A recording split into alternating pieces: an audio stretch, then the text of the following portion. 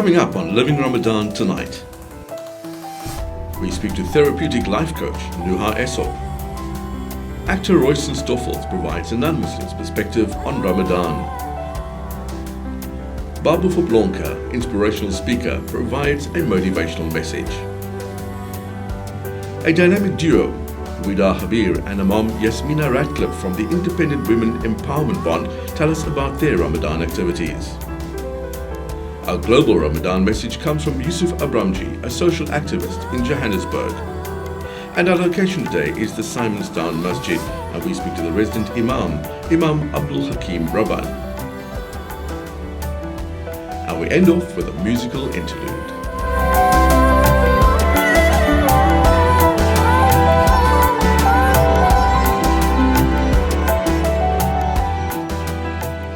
Salam and welcome to episode 4 of Living Ramadan on Deen TV. My name is Baboo, your host for the 10-part season. I trust you've enjoyed the programs that we presented to you thus far, and I look forward to having you with us today. Today, coming to you from a very windy Simonstown, and behind me is the Nooral Islam Mosque.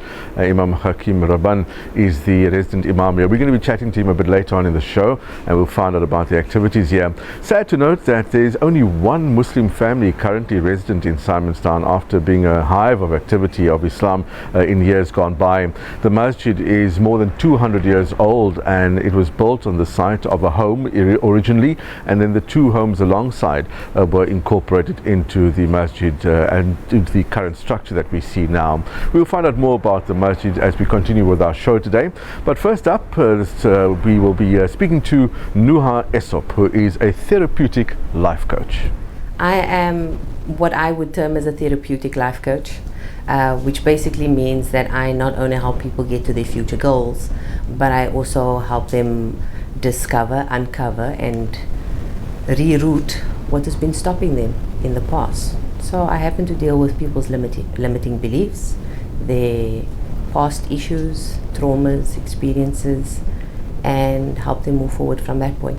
I use mostly conversational coaching. But of course I have a number of healing modalities that I've studied, which is neuro-linguistic programming, NLP, as well as being a DeMartini method facilitator.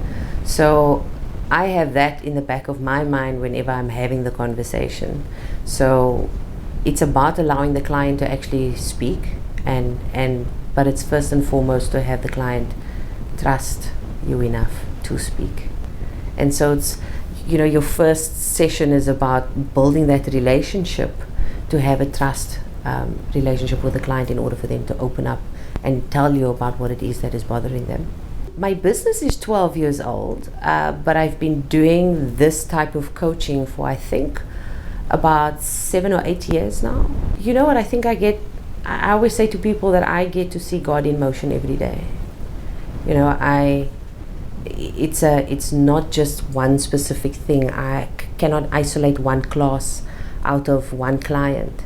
It is God in motion every day, and what I mean by that is that I'm a firm believer of the science that says everything happens for a reason. It's not just words. There literally is a reason for everything, and once you uncover that, you get to see the order. You get to see why God had created something, or why it had to happen that way. And therefore our challenges are the things that actually is our progression. It's the thing that moves us forward. It's part of our evolution. So I guess all of them are highlights. I can't quite hone in on one. Ramadan means to me a spiritual cleansing. It's that moment where I don't become someone that I'm not. I become more of who I am. And in that moment, it's about deepening the connection with Allah. And because of being a mother, being a wife, of course I have kitchen duties, I have kitchen responsibilities, but I'm well prepared for that. Everything's ready in the freezer. Being a working mother, one has to be able to do that, and I so happen to do my own samosa folding because it's therapeutic for some strange reason, and yeah, so that's what I do. I try to go to mosque with the kids as often as I can. And if the kids, my daughter doesn't come out at 1 o'clock, then I'm in Juma. So I try to do more of what I normally would do. You know, there's a saying that goes something to the tune of, you know, to know yourself is, or to love yourself is to love thy Lord, or to know yourself is to know thy Lord. And for me, that is something that's very important for myself and others, to know themselves well enough to know what is their limitations and what is their full expression, what is their truth. And so, you know, every day I get to deal with that with clients, where I help people uncover who they are, the real them, not the one that people told them to be. And for me, that is a spiritual essence that every human being has, that I have the privilege of dealing with every day. And so my Ramadan practice of deepening who I am, deepening my understanding, is how I help in my work as well, my clients. This is Living Ramadan, episode 4. Beautiful scenic surroundings that we find ourselves in today. That's the harbour in Simonstown, and we are at the Nooral Islam Mosque, which is here in Simonstown. Some great advice and inspirational words shared by our therapeutic life coach Noha Essop throughout the series. She'll be sharing some more pearls of wisdom as we continue with Living Ramadan season 2. This masjid, the Nooral Islam Masjid, has certainly years of history. It was established more than 200 years ago. But the current structure came to being around about 1920, when the two adjoining houses, where the original house was bought over and a masjid was established, but then the two additional houses alongside was also bought and then included into the masjid structure. We're going to find out more about the masjid as well throughout the show, and be speaking to the resident Imam here. The area that we're standing on, and me being afraid of heights, I'm here with a bit of trepidation, but we're standing on the first balcony above the ground floor area, and during the month of Ramadan, as well as for Jummah, the Muaddin stands in this area and he does the call for prayer, which is the adhan. And then also on other occasions he goes one balcony higher, which I will not attempt to do, but he goes up there to do the call for prayer as well. The adhan is rendered from the higher balcony as well. Right now we are going to be finding out about a non-Muslim's perspective on Ramadan. Well, I'm Royston, Stoffels. My recollections of Ramadan, well, as a kid I always knew it as the Puasa. So well, as a child, what I remembered most was in the evenings at sunset, the children carrying little parcels of food across to the neighbors. I was always a little bit envious because I didn't get a bit of it. But it was part of the Muslim tradition, which of course I grew to accept very much, because I always became a recipient of that wonderful time.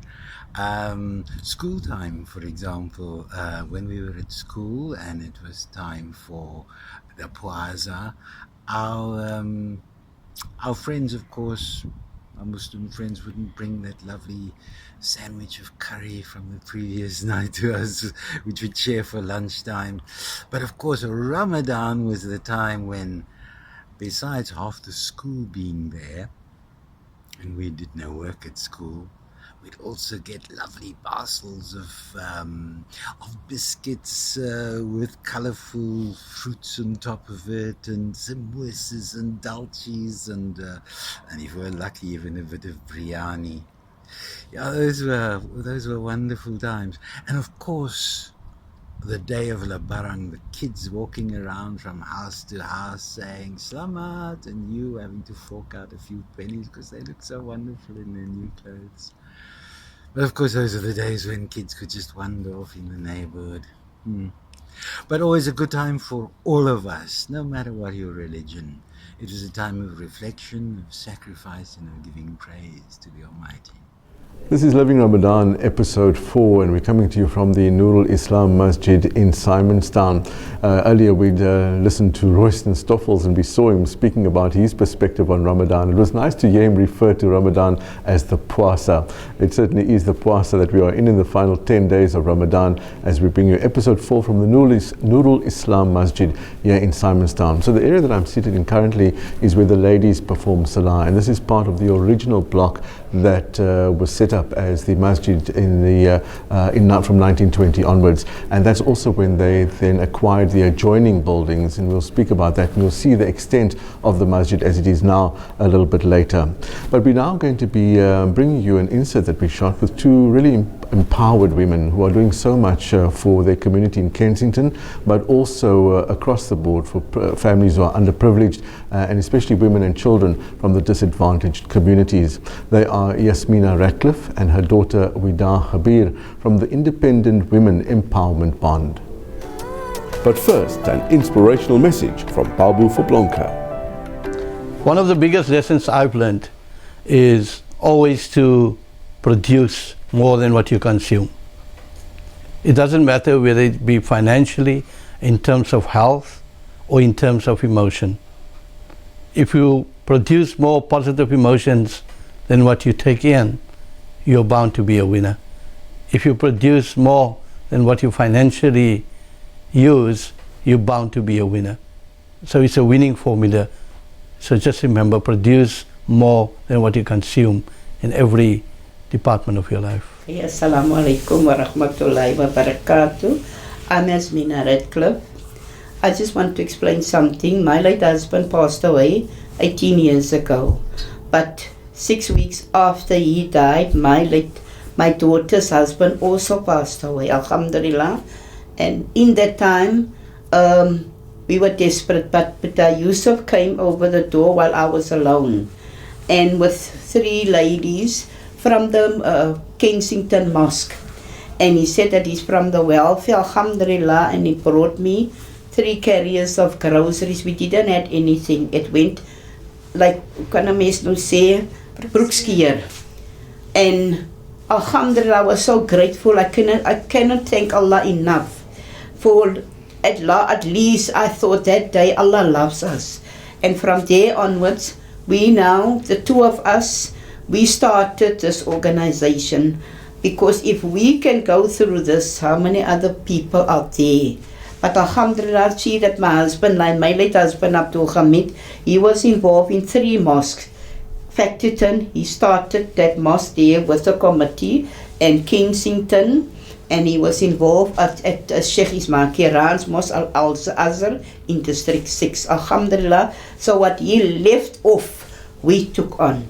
And from there onwards, alhamdulillah, we started until today. We are 17 years in existence.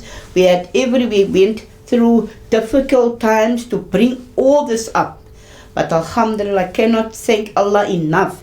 And I'm proud, it's not only us as Muslims, we do it to the non-Muslim people too. I'm buying every Tuesday up till 500, 600 rand of bread.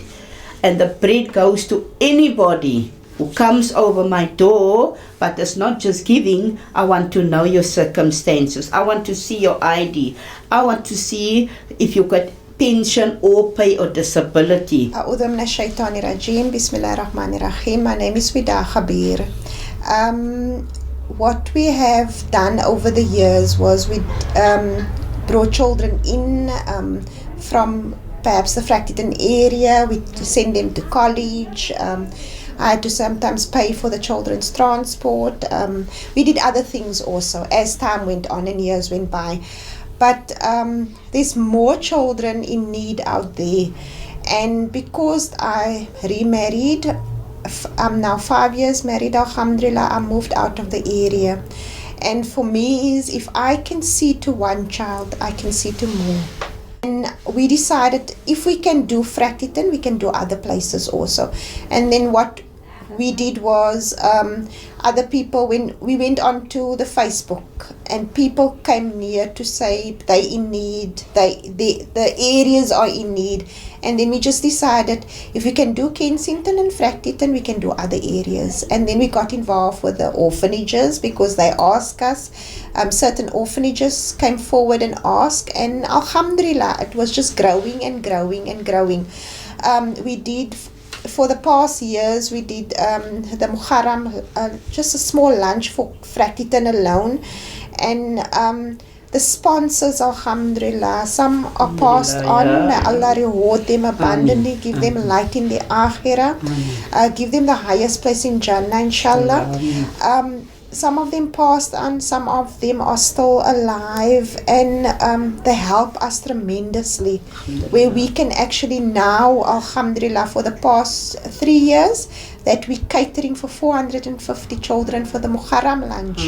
Last year was the first year where we actually started the iftar, Ramadan iftar, with 200 children. We give them the Eid clothes, the toiletries for Eid, because if we want to give something to our children, we can give it to an orphan or a destitute child also. So this is new stuff, it's not old stuff. The goodie bags for the Muharram lunch, that is actually worth 200 Rand and more. So if we can do that, we can actually do more. And it's like amazing. We did last year, the first year that we did the Christmas lunch for 24 children that we had. This year we're taking it further because we have 4 Christian orphanages that came aboard, that is our beneficiaries. So we're giving them a Christmas lunch. So alhamdulillah, with the people that's standing behind us, just remember it's not me and my mom alone. We've got assistants, people that assist at the back, and they are the people that, because we are moving forward, they are moving with us, alhamdulillah. It's episode 4 of Living Ramadan on Deen TV. Earlier we were listening to an inspirational message from Baboo Phoplonker, and thereafter what a wonderful work being done in the community of Kensington and across the Western Cape by 2 amazing women, that is mother and daughter team Jasmina and Wiedah. We are at the Nooral Islam Mosque here in Simonstown. Earlier on you saw the ablution area, the wudu khana, which is part of the newer area that was added to the existing structure which I'm standing in, and it all started with this particular one many years ago, and then in the 1920s the area that you saw, and the area in the far behind me, that was also another house that was then incorporated into the existing masjid structure. A very sad occurrence took place here a couple of months ago when the mosque was desecrated, and I believe the Kalkbay Mosque also at more or less the same time. But what was wonderful was that the spirit of the community, all the non-Muslims and organizations in the area, rallied to the support of the masjid. And in fact, I was reading a note earlier on that it was in 1926 when renovations and restructuring of the mosque took place that lots of non-Muslim organizations even contributed funding towards the restructuring of the mosque. We'll find out more about that and other activities that the mosque undertakes from the Imam of the mosque in a short while. But right now we get a global perspective of Ramadan. Assalamu alaikum. I'm Yusuf Abramjee, a social cohesion activist. I'm in Lothian, Pretoria, and we're marking the holy month of Ramadan. Ramadan is fast drawing to a close, and every time when Ramadan comes to a close, many of us are filled with sadness. Muslims throughout the world over the past month have been united in prayer, united in giving charity, united in making a difference, and the community spirit that we feel during the holy month of Ramadan is just awesome. As we come to the end of the holy month of Ramadan and we prepare to celebrate Eid, I wish use this opportunity to wish all Muslims throughout South Africa and throughout the world a very blessed Eid, and I hope that the month was very spiritually uplifting. Please continue to remember us in your prayers, and we continue to pray for the Ummah to be united. We continue to pray for peace throughout the world, and the world is going through trying times, and we hope that peace will return throughout the world. Ramadan Mubarak, Eid Mubarak. It's Living Ramadan, episode 4, and our location today, as we come to the end of our show, is the Nooral Islam Masjid in Simonstown. With me is the Imam of the Masjid, Imam Raban. Imam, assalamu alaikum. Alaikum salam wa rahmatullahi wa barakatuh. Shukran for having us here today. A beautiful masjid in a wonderful part of the Cape, but sadly it's not as busy as it used to be before. Before we get into the intricacies of the masjid, first tell us, how long have you been associated with the masjid? Yeah, officially I'm here 24 years. 24 years? Yes, but I've been assisting the previous Imam for about 10 years. Okay. And Imam was resident in Simonstown? I was born here and resident here, raised here up to the age of 15 when we were forced to move out. Gee. And you also associated with the Ocean View Masjid as well? Correct. In fact, when people were moved, forcibly removed from Simonstown, they were moved to Ocean View, the same community then built a masjid there. And historically they kept one imam with two masjids because it was one community. Sure. So at the moment I'm also officiating in Ocean View where the bigger community is, where most of the people from here left and hardly people around here at the moment. Gee. So in Ramadan, do you still get musallis coming through for Tarawih? Yes, Alhamdulillah, we have the whole month of Ramadan, and last year we started having Eid here also. And Jummahs, Alhamdulillah, every week is full.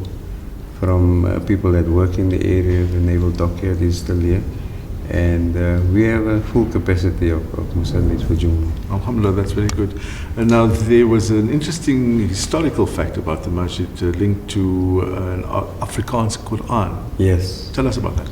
Yes, in fact, the two imams before me was Imam Salih Manuel, and then before him was Imam Amin Baker. He translated the Quran into Afrikaans.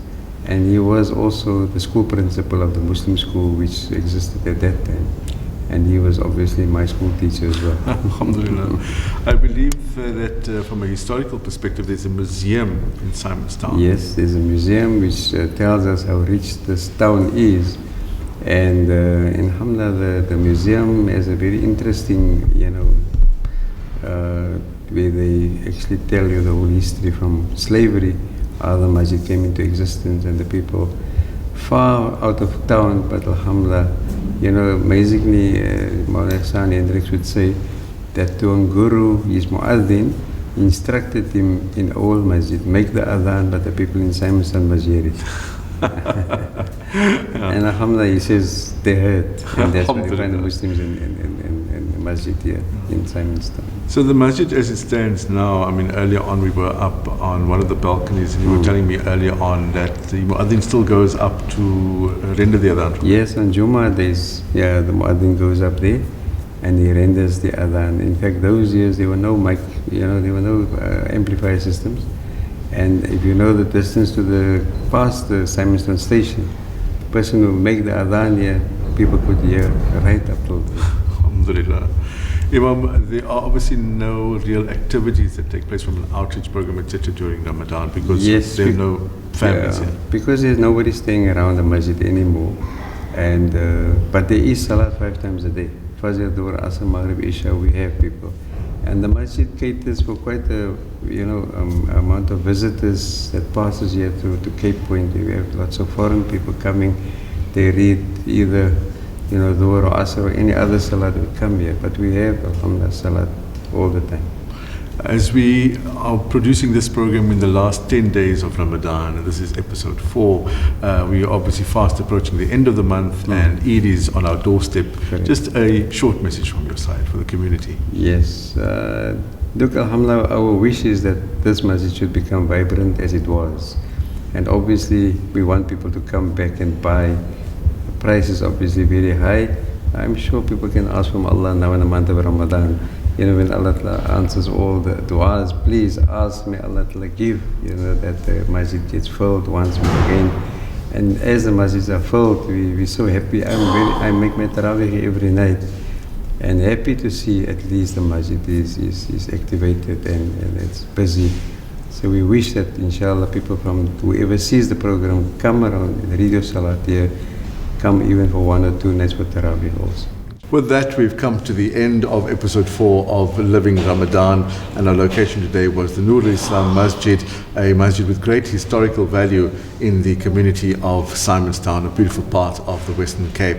Remember to cherish each and every moment in the company of the special people in your life. Let them know as often as you can that they are important to you, that you appreciate them and that you love them dearly. I wish you peace and blessings. Salam.